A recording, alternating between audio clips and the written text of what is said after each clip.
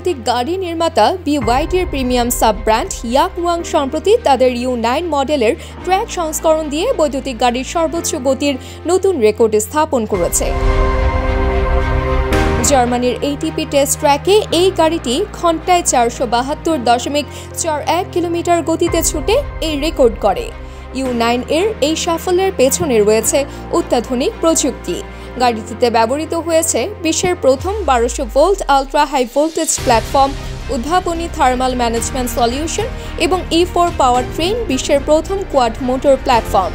প্রতিটি মোটরের ক্ষমতা 555 কিলোওয়াট পর্যন্ত, যার সর্বমোট পাওয়ার আউটপুট 3000 PS এর বেশি। এটি 0 থেকে 100 কিলোমিটার ঘন্টা গতি পেতে সময় নেয় মাত্র 2.36 সেকেন্ড।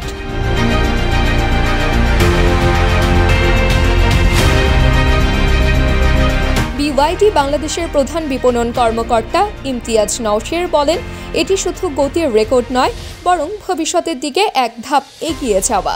এই অর্জন দেখিয়েছে প্রযুক্তি ও পারফরম্যান্সের সীমা কোথায় নিয়ে যেতে চায় BYD। বিশেষজ্ঞরা বলছেন, বৈদ্যুতিক গাড়ি সাধারণত পরিবেশ বান্ধব ও অর্থনৈতিক ভ্রমণের জন্য পরিচিত, কিন্তু U9 দেখিয়ে দিল ইভি শুধু সাশ্রয়ী নয়, বরং সুপার কারের মতো গতি অর্জন করাও সম্ভব। এর ফলে বৈদ্যুতিক গাড়ি বাজারে নতুন প্রতিযোগিতা তৈরি হবে। চীনের অটোমোবাইল শিল্পে BYD এখন সবচেয়ে আলোচিত নাম। তারা টেসলার পর বৈশ্বিক বৈদ্যুতিক গাড়ির বাজারে শীর্ষ অবস্থান দখল করেছে।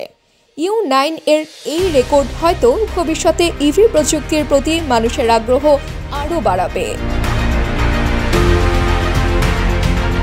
News text report.